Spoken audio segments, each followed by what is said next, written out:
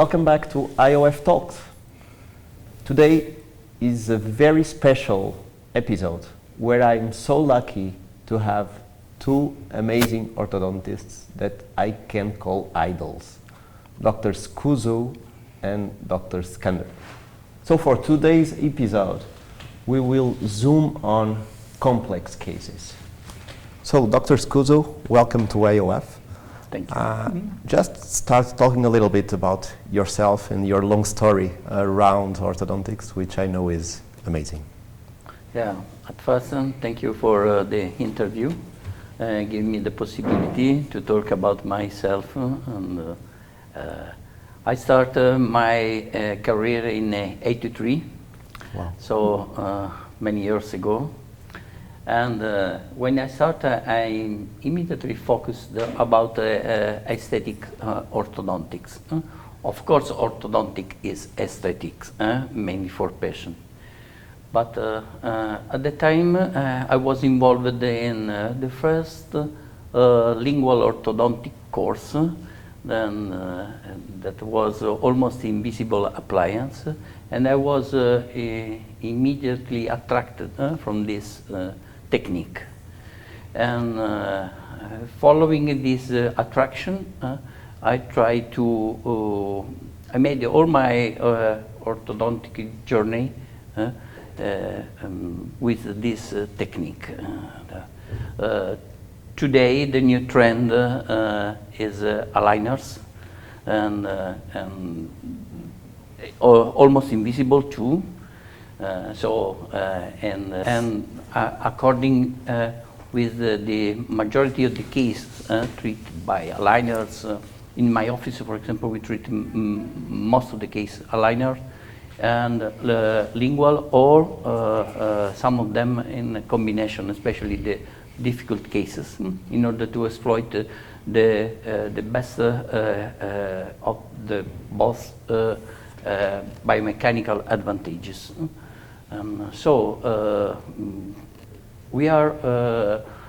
We think that the future in orthodontics will be with these two appliances, maybe. Perfect. Yeah.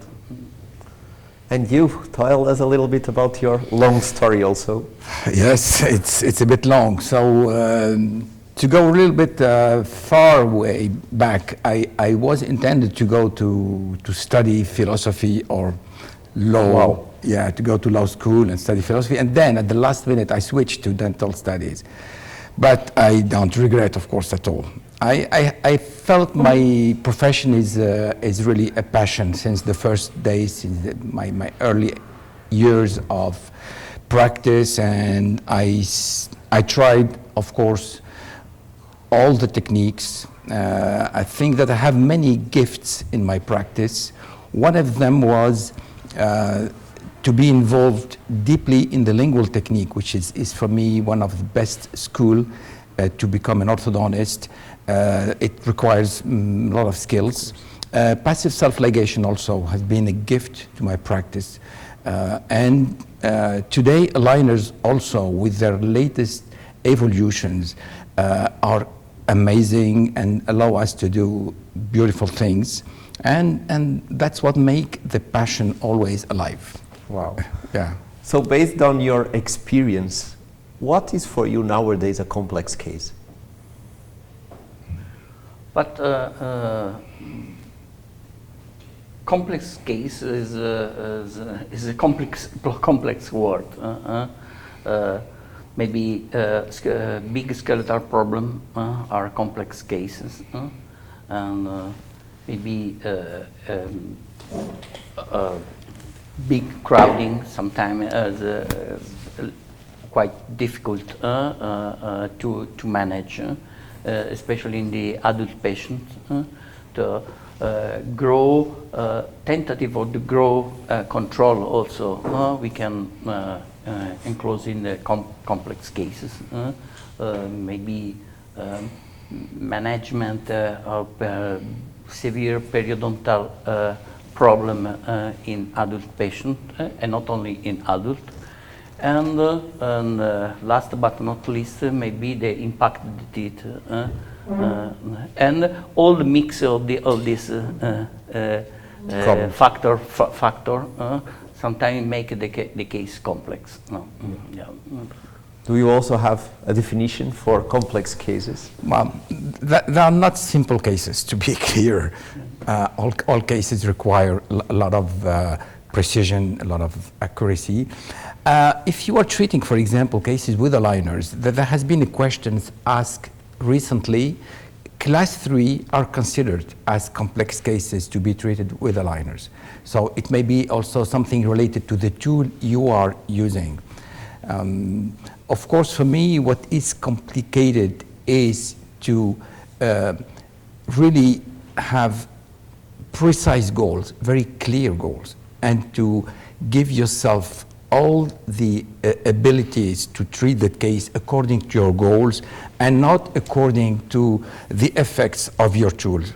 That's what makes things really very highly demanding to clinicians today. Yeah.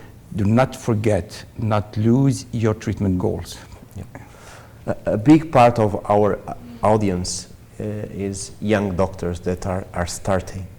So based on that, I don't know if you agree that maybe because of the advertising, many orthodontists nowadays think that working with aligners is really easy and it's just press the play button and it's like a miracle.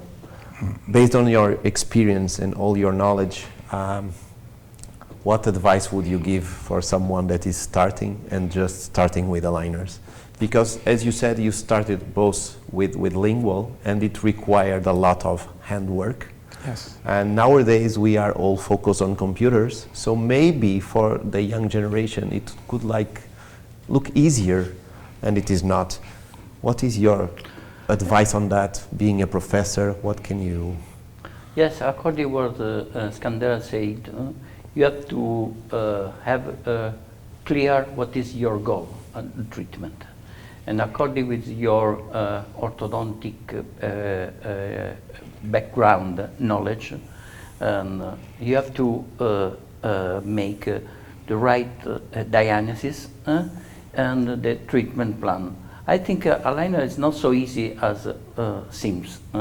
Aligner is not only put on the plastic, maybe aligners to the patient, because they probably require more attention in the case planification planning, because you have to plan everything since the beginning, and this is the reason why I repeat, you have to have a real clear what is your journey for the treatment. Because you have less chance comparing to the conventional orthodontics, fixed appliance, lingual or labial, to modify the treatment. Yeah, you can do it, yes, of course, but you have to replan, and maybe you can lose what you did before. Yeah. You have... Well, I think I would say things like that to the young generation. As you said, in orthodontics, it's all about diagnosis and biomechanics. So the diagnosis is really, really the most important thing. Listen to your patient, examine your patient. And then if they decide to go for aligners, you know, aligners are not as easy as they seem to be. It's not an easy tool. So they need to master the way aligners work. How do they move teeth in a different way, in a different sequence of movements, and then go from simple to more complex cases gradually, and not go directly to complex cases. Yes. So based on what you said previously, I think you said that you believe that in the future is something hybrid between aligners and other techniques. Can you go a little deeper on that? How are you managing other techniques around it? Because according to the biomechanical knowledge and the biomechanical potential of the appliance that we are using, because at the end the appliance is the tools. So I repeat, we have to know what is the final goal. All appliance has its own limits, okay, and as well several advantages. knowing the limits according to the case difficulty and the advantages, we can combine two different appliances, taking the best of both, in order to make the treatment maybe easier, more effective, and efficient, in order to overcome maybe some deficiency of each appliance according to the difficulty of the cases that we are treating. This is the reason why maybe the combination that today we usually call hybrid treatment in order to combine two different appliances at the same time. I think we have the future in aligner and not only in aligner, in orthodontics. So based on this idea of hybrid techniques, do you apply them for your patients? Are you doing a lot of hybrid? Are you doing more cases with aligners only? Are you still doing a lot of lingual? How is your daily practice? I think that it has always been presented like that, like a fight between fixed braces or lingual and aligners, and it should not be the case. We, again, are listening to our patients, to their preference. So clinicians need to learn how to identify the cases that can be treated to an optimal outcome with aligners and treat them with aligners. If they know that the case cannot be treated to an optimal outcome because the movements are challenging, because the movements are less predictable, then they can go for an hybrid technique or for the injection of auxiliaries to their aligners, and it works nicely also. So they have many choices. So I think that the clinician should be free, should have an open mind, and not be focusing on the tool. He's focusing on his treatment, on his medical job, above all. This is really my advice to the young generation. Talking with different orthodontists, I see that there are many of them saying that nowadays they don't do extraction cases, which for me is difficult to understand. So based on that, if you have, after the diagnosis, an extraction case, do you believe that we can do it the same way with braces, the same way with aligners that we did with braces in the past? Do you think there is a big limit on extraction cases with aligners? How do you approach it? Maybe according to the maybe biomechanical response by the aligners, sometimes more complicated to control, having the full 3D control of the tooth elements, especially when we are talking about the third dimension, the torque control. And so probably extraction case is big word. We have to see exactly which and is be more challenge to treat by aligners than by fixed appliance, label or lingual. Yeah, probably. You have the same opinion, or you do it on your own? Regarding extractions, I'm not a big fan of extractions. There are clearly extraction cases, and they are not very much. But when we need to extract, we extract. Why I don't like extraction? Because of the breathing issues it can create. Yeah. So this is something that is not really shared by all of us, and that need to be repeated and said. Function, breathing in kids, and treat as early as possible. Now, mechanically speaking, if we have a lot of root movements, maybe aligners are not at that level yet. If you have a lot of tipping to do and you can extract and you have less root movements, that can work nicely. That's why you can see impressive cases in some meetings, aligners meetings, because in general, those are selected cases. But I think orthodontists need to treat their patients according to the evidence-based practice. Based on this fact that companies are also changing their approach on aligners? For example, now we have companies using two kinds of plastic in the same treatment, in the same stage. Do you believe that this approach for complex cases will make the difference in the future? Probably yes, because you can have maybe for some kind of movement maybe more control. Okay, sometimes one aligner plastic dimension is too soft, is not enough to stabilize the movement or to control. If you try to control the roots movement, so probably we need something more that help to improve all the movement that we planned.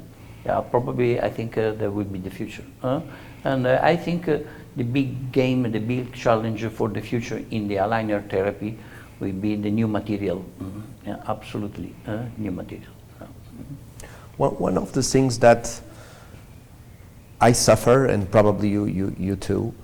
So if you look for the last 10 years that you are working with aligners, see the amount of refinements you are doing.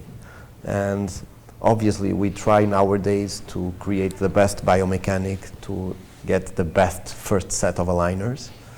But it's an issue, the amount of time that we invest in preparing our cases. Again, because we are talking for young doctors, how do you see the possibilities of reducing the amount of refinements? What is your approach on that, especially in these complex cases? I think the treatment design remains one of the most important things, and we need to spend time on that. I heard somewhere that 80% of the cases are accepted since the first It's unbelievable setup, which is unbelievable. So for me, the biggest part of the job is there. Then you're talking about the dual materials, and this is something I had the chance to try, and I can really clinically, for me, in my hands, it works very, very well. It's an addition, indisputably, for our treatments. I'm seeing evolutions I had never seen before using this option of dual material with two different characteristics. So each stage you are finishing, you are refining your treatment, your stage, and at the end I have much less refinements than before. Great. Yes. About the retention protocol, especially on complex cases, do you have any specially retained protocol? Are you using retainers, removable retainers, fixed retainers? How is your criteria? Retention is for life. I love that sentence. Yeah. Everybody knows that the teeth move for all life. Thanks God. It means he's alive. So, personally, in our case, according to the patient request, we try to simplify maybe the retention period, and often we use the fixed retainer in the lower and removable retainer in the upper. And the question could be why we don't use the upper fixed retainer too. For me, for several reasons, because sometimes for problem of the interference, occlusal interference, and because in the upper arch retainer tend to break easily than lower, and when sometimes breaks, the patient doesn't have the hardness, and that it starts to move. Where in the lower arch, honestly, we have very, very, very few chances that it breaks in the lower retainer. So, of course, we advise the patient the retention for all life, and in order to keep the occlusion that we got at the end of the treatment. So, this is our Approach. approach to the patient. You have anything to add on your Well, protocols? I would, for one of the very rare times, disagree with Giuseppe, my dear friends, because we have cases with severe rotations, and we know very well rotations will relapse. Some spacings also will relapse. So the solution I have for that is that I started since now 2-3 years to use digital retainers that are conceived and built digitally by robots and placed out of the occlusal contacts, of course. And that's how we can prevent maybe all these issues of debonding or breakage of retention in the upper arch. But I use fixed retainers upper and lower with removable retainers. Also, patients cannot be very compliant with the wear of their upper retainers, and they will come back and tell you, why did my incisor rotate again?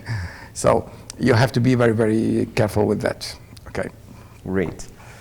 About the future of aligner materials, and I know you are quite focused on materials, how do you see the future of our profession on materials side? Yeah, but aligner improved a lot. Of course, maybe from diagnostic point of view, the software for case planing and materials too. Of course, we already talked about two materials, two different thickness, two different hardness, and we maybe there are several universities that are studying new material. We can have maybe now probably the best material actually is the polyurethane, 1 layer, 2 layer, 3 layer, and so according to the force, the constant of the force release during the treatment. So I repeat, the big challenge would be the new material, especially regarding also the possibility to recycle the material, because this is another big issue, at this moment, because all the aligners material, especially polyurethane material, is not recyclable, and so we need to consider also this aspect, and considering the amount of the aligner around the world, the different company, there are tons of the plastic that we have in the environment. Yeah. About the trim of the aligner, you know that there are companies now that allowed us to change it, to put it bigger, to put it lower, combining it in different techniques. Are you using it? Are you trying it? Do you think that it improves our treatments? Yes, I started trying it. I'm not very happy with the effect of that, because you were talking about the material, and I think one of the biggest issue we have, or the biggest demand we still have, we started today differentiating between thermoformed aligners and printed aligners, directly printed. That means that we are really focusing on the characteristics of the plastic we are using, and what we wish we will have one day is a shape memory, more plastic that will adapt and really close up on the gums. So with the higher trim lines I have tried, I have noticed that the aligners are opening up and are not adapting as they should. So I'm not a big fan. You're not a fan. I'm not in that. No. Okay. Okay. So just as a conclusion, if you imagine someone that is starting today, one of our colleagues, give him some advices of someone that has so much experience as you have. What would you say for someone that wants to start learning aligners today? But at first, I think start orthodontics, and because only aligner is not all orthodontic. Aligners is the tools. And so the orthodontic knowledge is another The basis. and the base. So I think today we have maybe a lot of the new tools, especially in diagnostic, like maybe all the 3D in diagnostic that offer the chance to make more accurate diagnosis. And to make more accurate digital planning, independent from the aligner tools. Yeah. So, and you need to have maybe biomechanical, orthodontic biomechanical knowledge in order to understand the movements and how you can perform this movement. By using different appliances, including aligners, because aligners have some advantages. And so, in a few words, we need to maybe have the complete orthodontic background. Okay. And when you have enough knowledge, you can use any appliance works in your hand. Yeah. Perfect. Thank you. And you, what is your advice for the youngest ones? Oh, I would say, you should know and respect the basics, the fundamentals of orthodontics, and keep on using your mind. Stick to the basics and use your mind continuously. Think about what you're doing, and maybe you will find new ways to treat your patients even better, whatever the tool is. And even now, I would just to finish like to have your opinion on artificial intelligence, because we are using it a lot on diagnosis. Yeah. Yeah. But do you think that in the future, 5 years, 10 years, maybe they will also work the biomechanics and all these techniques around orthodontics? Do you think they could improve it? How do you see the job of an orthodontist in 10 years? Oh, that's a A difficult question. Yeah, no, it's a big question, because artificial intelligence is more and more in the software that we are using to plan our cases, and even in the diagnostic, as diagnostic tools, in not only in orthodontic but all the medicine Yeah. field. So I think they can offer the chance to improve maybe the level of the diagnostic analysis. But at the moment, in my opinion, the limitation of the artificial intelligence is not able to prevent the variable during the treatment. Yeah. And this the reason why it looks like the airplane, almost all the airplane work automatically. Yeah. But in case of We need problem, we need the pilot. Backup. I have an opinion about the artificial intelligence. I was skeptical for a long time until I discovered that already in China today, 2 CEOs are AIs. I think that it's evolving so fast that we need to challenge our beliefs all the time and really continue on asking questions and I discovered recently many generative AIs that are amazing. There are many levels. So today, experts say that AI is doing 15% of what human brain can do. And some other experts say it will take 10 years or 30 years so that they will do 30%. Some others say 3 years will be enough. So be careful. they are coming. Okay, so thank you for being here. I feel really nice to have you, and we all learn a lot from your amazing experience. Thank you for your time. Thank you. Thanks It was a very nice moment. Thank you very much. Thank you.